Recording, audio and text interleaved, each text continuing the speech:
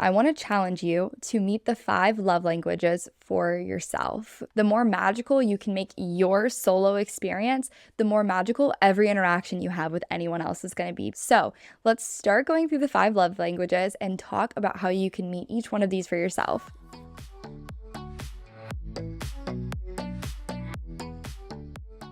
Welcome back to another episode of Initial Impressions. My name is Kaylee Pommering, and I am so grateful that you're here with me today. And it's Valentine's Day. Happy Valentine's Day. When I realized that this episode was going to be dropping, then I knew that I absolutely had to talk about love.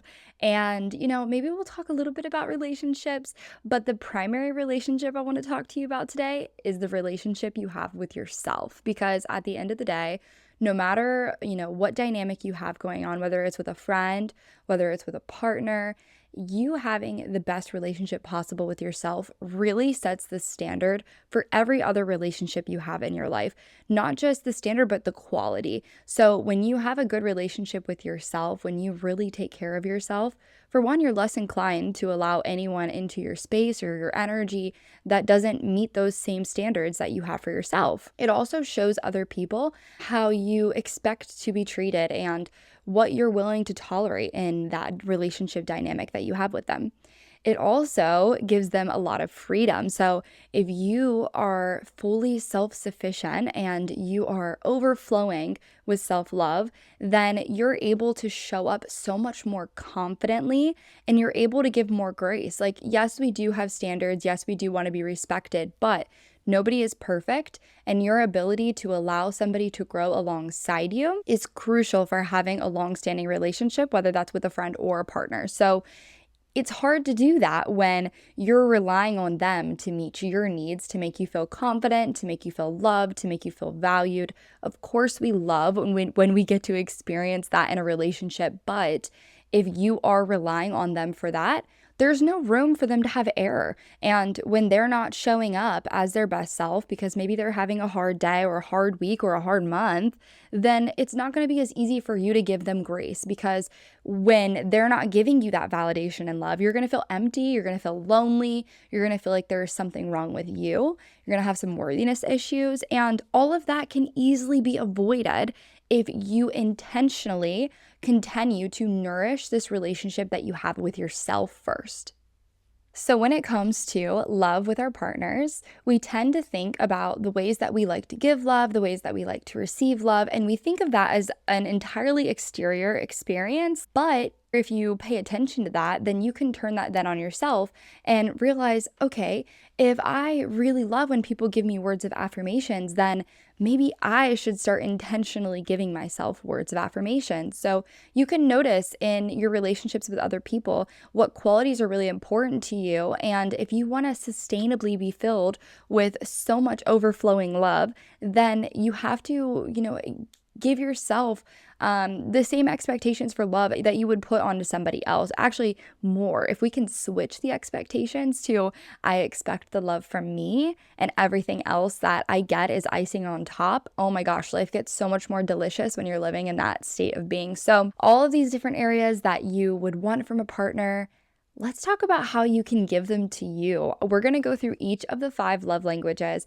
and we're going to think about ways that we could show up for ourselves in this way for Valentine's Day this year. Because when you fill your cup up first, and then you go have fun with others, or maybe you just really enjoy your presence this year. Maybe this year it's not about exterior romance. Maybe for you it's about romanticizing your single life, your life on your own. Maybe you want to fall in love with yourself, make your life a fairy tale. I'm so for that. The more magical you can make your solo experience, the more magical every interaction you have with anyone else is going to be, because like I said, it's icing on top. So here are the 5 love languages. We have words of affirmation, acts of service, giving and receiving gifts, quality time, and physical touch. So for words of affirmation, this is a big one that we so frequently rely on other people for that we could do for ourselves so easily. But it starts with actually valuing our own opinion. And that can be kind of difficult because we have given over so much of our power, and many of us, without even choosing to, have shifted the power into what everyone else thinks is more important than what I think about me.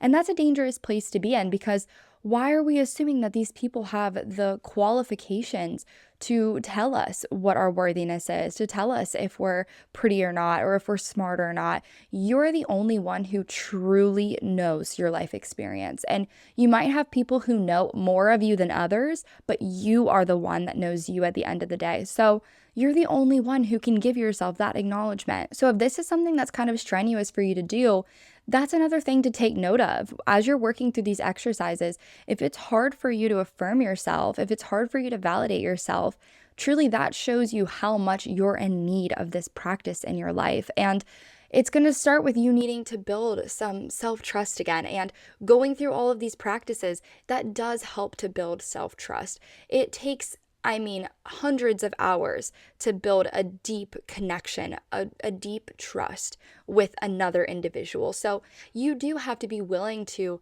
invest that time into yourself and that effort into yourself. If you think that, you believe that you want a partner who thinks you're worthy of going out of their way, doing the extra mile to make you feel special and to make you feel validated, then are you going to show up for yourself that way? Or are you going to show yourself that you absolutely, truly do believe that you are worthy of that? And that looks like you taking the time to give yourself validation, acknowledgement for your strengths, for your growth, for, your pretty features, whatever it is, gassing yourself up a little bit. And if you can make this a daily practice, you're going to stop seeking external validation from other people. And you're going to just be pleasantly surprised by it. You'll be going about your day happy as can be. And then all of a sudden, somebody is going to be like, oh my God, you look so beautiful. Or I love the way you spoke. Or I love the way you worked on this project. Or this is such a creative thing that you did. And you're going to get acknowledgement in so many areas because you started to acknowledge it in yourself. And that's really the crazy part, is like when other people see these amazing things within us, it's usually because we're starting to see them ourselves, and the external world wants to reflect that back to you. It's like a karmic reward of sorts, that like you showed the universe, God, whatever you believe in, I do see my worth, I do see my value, and you become an energetic match to people who also see your worth and also see your value. So this is a super, super important part of your self-love practice, and something that each of us should be integrating into our everyday lives at least one time a day. Okay, for acts of service, what's something that you have been avoiding doing that needs done? Is it your laundry building up in the corner? Does your car need cleaned out? Do you need to organize your finances? Or do you need to get rid of some things? What's something that you can do for yourself, something that you've been avoiding that would be really good for you, that would alleviate some stress? Think about, like, for me, I would love when I was in relationships in the past and like they would just spontaneously clean my car. I'd be like, oh my God, I feel so relieved. I'm so grateful that you did that. It made me feel so good inside to just have that little thing checked off. So what's something that you've been avoiding recently that you can make sure you set aside time for yourself to do this week, to just show yourself, I show up for you, I value you, I value your peace of mind, I value your quality of life, and I'm going to go out of my way to make sure I get this one thing done that's really been needing to get done, that's going to make you feel a lot better. And, don't pick the hardest thing on your list, because you don't want to stress yourself out. And sometimes I think it's kind of hard to go from 0 to 10. So take it easy, baby steps. If you have a pile of laundry, just agree that you're going to do 2 loads and put them away. Make it something that is achievable for you, that's not going to take too incredibly long, but that you will honor and actually do and show up for yourself. But it's really a beautiful thing when you can show yourself, look, I'm deserving of a clean space. I'm deserving of a healthy body. Maybe you set aside the time to meal prep this week when you normally don't, or when you've been meaning to and you haven't for a while. Or maybe you decide that I'm going to go to the gym, or I'm going to do this hot yoga class. Like, I'm going to go do this thing that's really good for me and is going to put me ahead and it's going to make me feel better because I'm worthy of feeling good and I'm worthy of taking care of myself and getting the things done that need done in my life. So pick one thing that you could do that would alleviate some stress for you this week, would make you feel, more confident, more happy, and more in the state of momentum. Because when you start taking these action steps towards things that genuinely make you feel better, you not only benefit from the momentum that you get from it, you also get a little reward called dopamine. So when you set aside time to do something good for you that's maybe not always fun in the moment, like, changing your bed sheets, cleaning them, and then you get that dopamine hit when you get into your sheets and you're like, oh, it's so comfortable, the sheets are so clean, I'm so glad I did this. And that little dopamine reward is a nice thing, and it's well deserved and well earned, and it doesn't leave you feeling yucky after. This is also a little plug in because there's going to be an episode coming out about dopamine, and that's going to be coming out in the next month or so. So I'm very excited for this episode because, yeah, all the things: cheap dopamine, good dopamine, why we feel shitty after we're scrolling, how we can feel better, all the things. So I'm very excited to share that podcast episode coming up. But anyways, back to the current show. Okay, gift giving and receiving. So is there a little trinket? Is there a little goodie that you can get for yourself for Valentine's Day? Maybe that's just a bouquet of roses, or maybe you go and you get that watch that you've been wanting or that bag that you've been wanting. Is there something you can do to spoil yourself a little bit? Something that maybe you haven't been justifying spending the money on, but you want to get something a little special for yourself. And if you're tight on finances, this doesn't have to be anything crazy. You could literally go to the store and get yourself a bouquet of flowers and just treat yourself to something. And once again, this is all about showing the universe that you know that you're worthy of these things and that you're worthy of a little extra money spent on a nice coffee for yourself, or a bouquet of roses, or the handbag that you've been wanting for a while. Treat yourself to something and just enjoy that.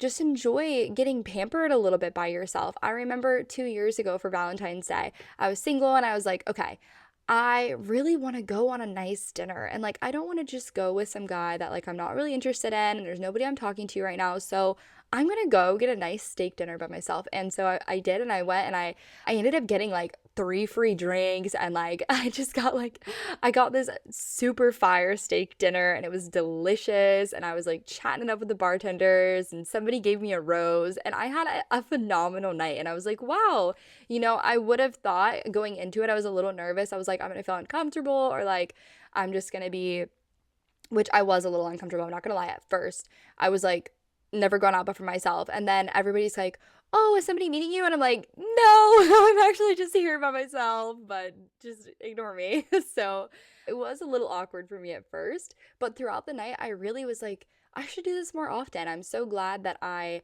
am doing this, and I got all dressed up and I looked super sexy and nice and fun, and I had my makeup done and I had a pretty dress on, and I was just feeling it. I was feeling myself. I was having a great time, and I showed myself I'm deserving of nice things. I'm deserving of the things that I want, and I'm not going to wait for anyone else to treat me to these things. I'm going to treat myself to these things because I'm deserving of it now. I'm not just deserving of it because somebody else loves me or somebody else wants to do these things for me. I'm deserving of it because I'm deserving of it. Okay, the next one is quality time. This one is it's probably one of the most important ones, to be honest.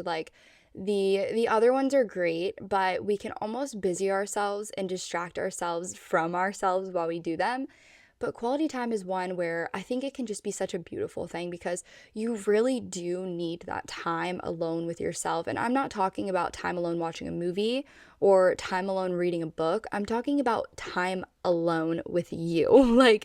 What do you consider quality time when you're with a partner? Is that where you're both on your phones, or you both are watching a movie? And maybe to a degree it is, but what about that time where you're really getting to know each other, where you're talking about your dreams, where you're talking about the things that you love, your passions in life, your purpose in life, where you're checking in and making sure that you both are still doing good, that you're on track for your goals, that you're both filling up your own cups, that check-in with yourself. How are you really doing? That is so important to integrate into your relationship with yourself on a regular basis. So can you set aside time for a little extra quality one-on-one time between you and you? where you can get clear on your vision, where you can journal about, the future that you're so excited to build, or the person that you're becoming, the traits about you that you love, that you want to continue to grow.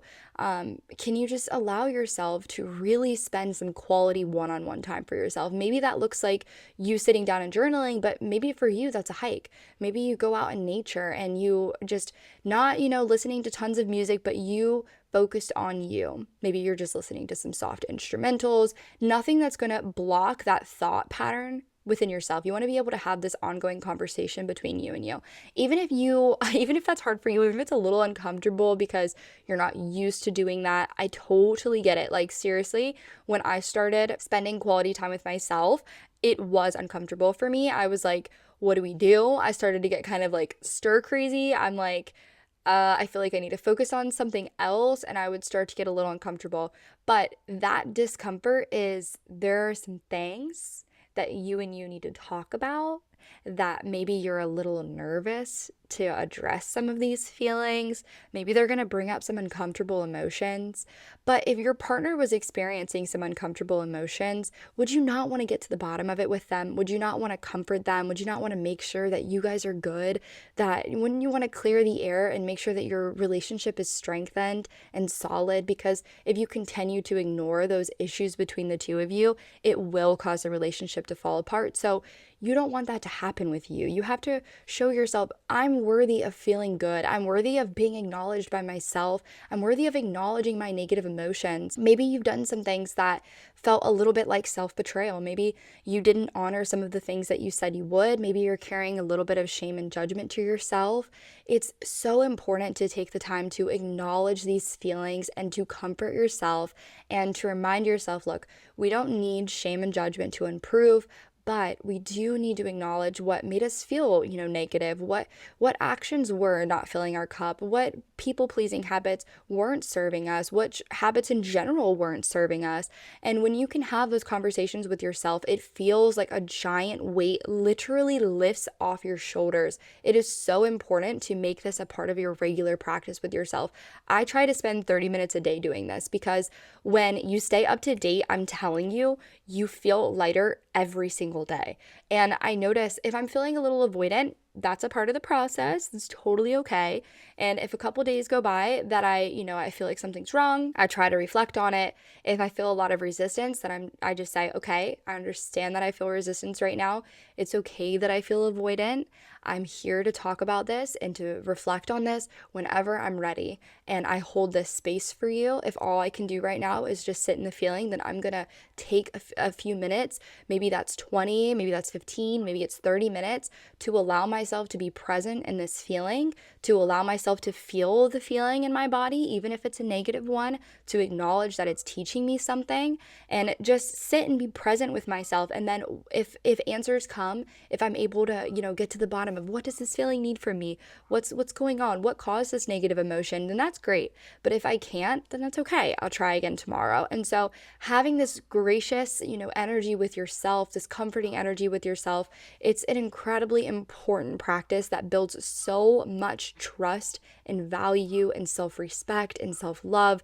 And I could go on and on about quality time. I think it is the most important thing that you can give yourself. And the last one is physical touch, which I think of this like, how can I pamper my body? How can I pamper this physical being that I am? And that is bubble baths, maybe feeling nice and luxurious, taking the time to go get a massage.